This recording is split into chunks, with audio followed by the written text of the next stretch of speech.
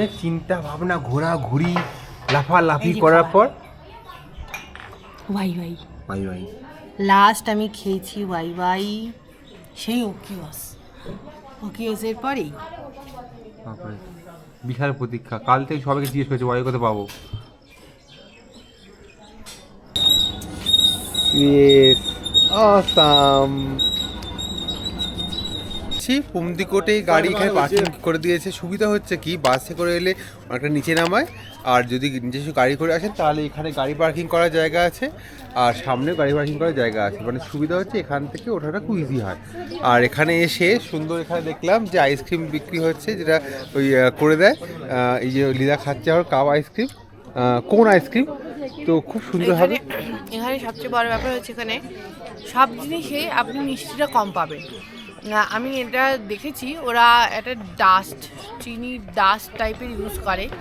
চা খাচ্ছি, খারাপ লাগছে না, ভালো লাগছে, বাট চিনি খুব কম খায়। ইভেন আইসক্রিমেও মানে মুখ মারছে না, এত সুন্দর একটা চিনি।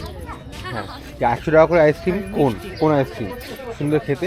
আর এখান থেকে আরম্ভ হয় হাঁটা, আমরা হাঁটতে আরম্ভ করবো। তো পুমদিকোটে এখানে সুন্দর জায়গা, তো আমি হাঁটা আরম্ভ করি। ওপরে গিয়ে পুরো ভিউটা দেখাচ্ছি, সব থেকে ভালো ভিউ ওপর থেকে এখানেই পাওয়া যায়। চলে এসেছি, গেটটা তৈরি হচ্ছে, খুব সুন্দর লাগছে।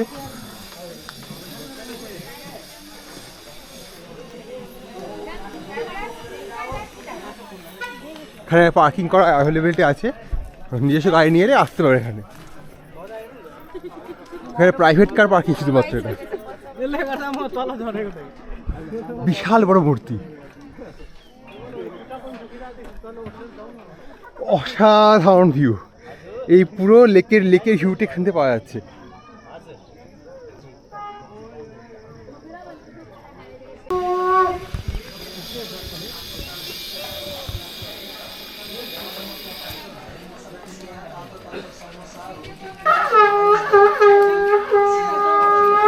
জায়গাটা যেমন সুন্দরভাবে করেছে তেমন সুন্দর সাজিয়েছে। এখান থেকে পুরো আশেপাশে প্রত্যেকটা 108টা মূর্তি আর তার মন্ত্র লেখা আছে।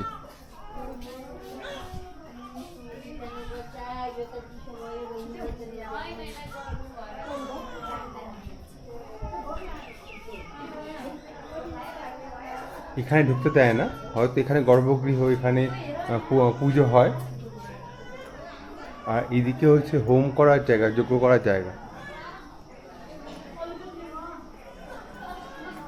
আমরা শিবের মূর্তির নিচে দাঁড়িয়ে আছি, এবার শিবের মূর্তি ওপরে যাব।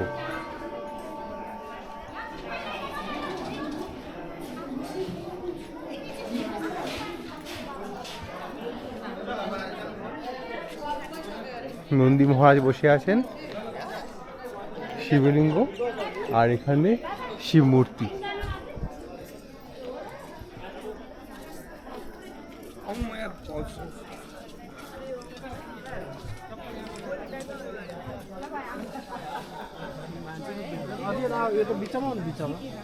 আর গণেশ প্রদক্ষিণ করছেন।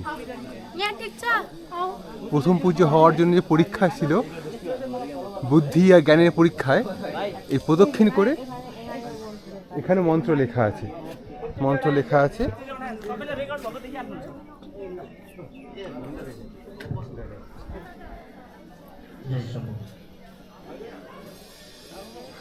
এটা হচ্ছে সব থেকে হাইয়েস্ট পয়েন্ট আর সব থেকে বড় মূর্তি পোখারা এরিয়ায়। পুরো পোখারা সিটিটা এখানে দেখতে পাওয়া যায়। আমরা সব থেকে উঁচু পয়েন্টে আছি। সারাংকোটে গিয়েছিলাম, তো ওখান থেকে দেখতে পাওয়া যায় না, কিন্তু এখান থেকে পরিষ্কার দেখতে পাওয়া যায়। ফেবার লেক, আমাদের বাড়ি ঠিক ওই জায়গাটা ছিল, মানে হোটেল।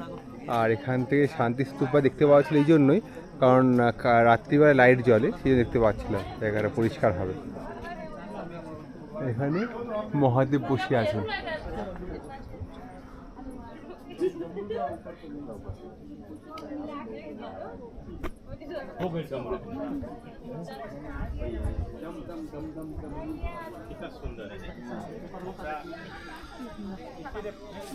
এখন এই এরিয়াতে কনস্ট্রাকশন চলছে, যা বোঝা গেল আরও ডেভেলপড হচ্ছে জায়গাটা, মানে ডেভেলপড প্রেজেন্টেবল করছে। আর এই এরিয়াটা খুব বেশি নতুন নয়, খুব পুরনো নয়, এখানে নতুন খুব জায়গাটা। আর ভিউয়ের দিক থেকে দেখতে গেলে, যদি ভিউ দেখতে চান পুরো পোখারা সিটি, অন্নপূর্ণা, পুরো রেঞ্জ দেখতে চান, তাহলে সারাঙ্কর যেমন ইম্পর্টেন্ট তেমন এই এরিয়াটাও তেমন ইম্পর্টেন্ট। কুমদিকোটে শিব স্ট্যাচু দেখার পর আমরা এখন যাচ্ছি শান্তিস্তূপা। এই শান্তিস্তূপা যাওয়ার রাস্তাটা খুব সুন্দর। আর এই শান্তিস্তূপা যাওয়ার রাস্তাতে যেমন আপনি অন্নপূর্ণা রেঞ্জ দেখতে পাবেন, তেমনই পুরো ভ্যালিটাকে এনজয় করতে পারবেন। রাস্তা তেমন সুন্দর, খুব সুন্দরভাবে এনজয় করা যায়, শুধু ওয়েদারের উপর দাঁড়িয়ে আছে। আমরা যখন কুমদিকোটে ছিলাম তখন যেমন ভিউ দেখেছি, শান্তিস্তূপতে তেমন ভিউ দেখবো এটা এক্সপেক্টেড। সাথে রাস্তা থেকে যদি দাঁড়িয়ে মাঝ রাস্তায় দাঁড়িয়ে ভিউ নেওয়ার জন্য সুন্দর অপশান আছে। যদি আপনি গাড়ি করে আসেন, নিজস্ব গাড়ি বা কার রেন্ট নিয়ে আসেন, বাসে করে যদি আসেন তাহলে এই সুযোগটা আপনি পাবেন না। এবার আমরা শান্তিস্তূপা চলে এসেছি। এখানে লেখা আছে খুব সুন্দর খবর, এবার এখানে লেখা আছে এখান থেকে 480টা স্টেপ উপরে উঠলে তবে শান্তিস্তূপা, মানে শান্তি পাওয়ার জন্য 500টা সিঁড়ি আপনাকে ভাঙতে হবে, অশান্ত করতে হবে শরীরকে, তবেই কি আপনি শান্তি পাবেন। শরীরকে অশান্ত করে বলতে হবে চলো ভাই শান্তি নিয়ে আসি। সব শান্তি মনে, আমার এখন এটাই মনে হচ্ছে।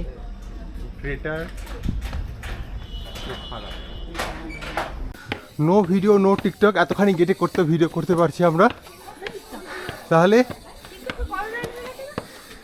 সে ঠিক আছে, এখানে অ্যালাউড হয়তো।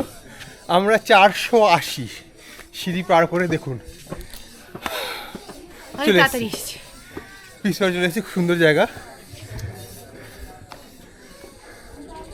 এখানে তো ভালো ভিউ পাওয়া যায় এরিয়ার।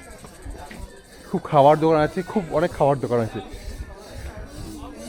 ওপরে, যেমন ওখানে শিব মন্দির দেখলাম তেমন।